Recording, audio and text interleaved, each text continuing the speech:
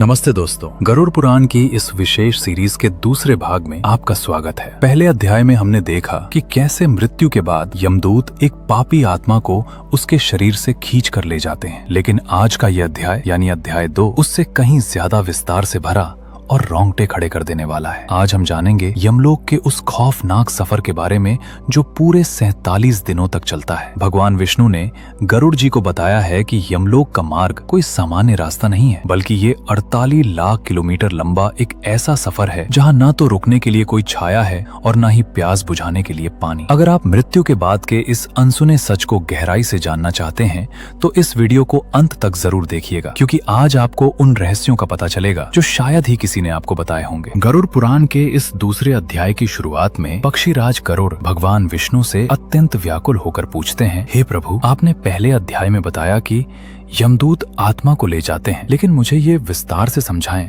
कि वो रास्ता कैसा है, वहाँ आत्मा को किन किन कष्टों का सामना करना पड़ता है, और वो प्रसिद्ध वैतरणी नदी क्या है जिसका नाम सुनते ही बड़े बड़े पापी थर थर कांपने लगते हैं। भगवान विष्णु अत्यंत गंभीर स्वर में कहते हैं, हे गरुड़ सुनो, जब पापी आत्मा यमदूतों के साथ यमपुरी की यात्रा शुरू करती है तो वो मार्ग अस्यपत्र वन के बीच से होकर गुजरता है। इस वन की विशेषता ये है कि यहाँ के पेड़ों के पत्तों की धार तलवार से भी ज्यादा तेज होती है। जब तेज हवा चलती है तो ये पत्ते आत्मा के शरीर को जगह जगह से काट देते हैं। रास्ता इतना तप्त और गर्म है जैसे कि दहकते हुए अंगारों पर चलना हो। वहाँ ना कोई शीतल हवा है, ना ही कोई वृक्ष जिसकी छाया में आत्मा 2 पल विश्राम कर सके। यमदूत उस आत्मा को निरंतर पीछे से नुकीले औजारों और कोड़ों से पीटते रहते हैं और उसे भागने के लिए मजबूर करते हैं। भूख और प्यास से व्याकुल आत्मा जब पानी मांगती है तो यमदूत उसे तप्त तेल जैसा गर्म जल पीने को देते हैं। दोस्तों, यहाँ रुककर एक पल के लिए सोचिए। गरुड़ पुराण कहता है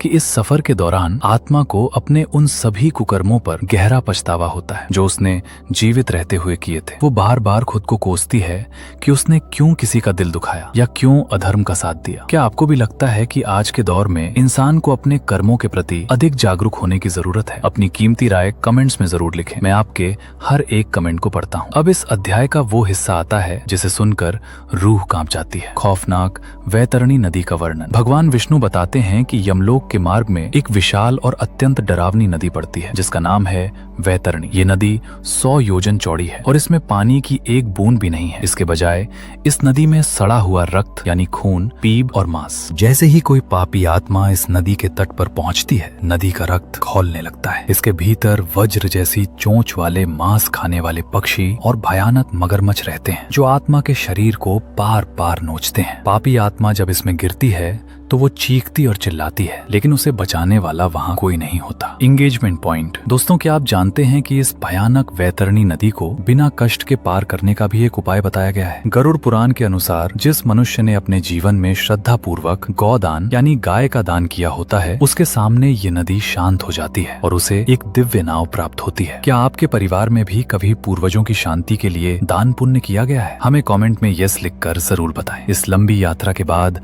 आत्मा को यमपुरी के मुख्य द्वार पर लाया जाता है। वहाँ यमराज का अत्यंत विशाल और डरावना दरबार है। दरबार के द्वार पर चित्रगुप्त जी विराजमान होते हैं, जिनके पास हर मनुष्य के जीवन का अग्रसंधानी नामक बही खाता होता है। चित्रगुप्त जी आत्मा के एक एक पल का कच्चा चिट्ठा पढ़कर सुनाते। तो सच दोस्तों, ये था अध्याय 2 का वो डरावना जो हमें कर्मों के प्रति सचेत करता है। लेकिन याद रहे, ये तो बस शुरुआत है। अभी 16 नगरों की यात्रा और 84 लाख नरकों की सजाएं बाकी हैं। अगले भाग यानी अध्याय 3 में हम जानेंगे यमराज के उन भयानक नरकों के बारे में जहां आत्माओं को उबलते हुए तेल के कड़ाहों में डाला जाता है और कोल्हू में पेरा जाता है। वो कौन सा महापाप है जिसकी सजा सबसे ज्यादा खौफनाक होती है? अगर आप इस सीरीज का अगला अध्याय जल्द से जल्द देखना चाहते हैं तो इस वीडियो को एक लाइक जरूर दें और कमेंट में पार्ट 3 लिखना न भूलें। इस ज्ञान को अपने मित्रों और विशेषकर अपने बच्चों के साथ शेयर करें ताकि वे भी संस्कारों और धर्म की शक्ति को समझ सकें। चैनल को सब्सक्राइब करके इस आध्यात्मिक यात्रा से जुड़े रहें। मिलते हैं अगले रहस्यमयी अध्याय में। जय श्री हरि।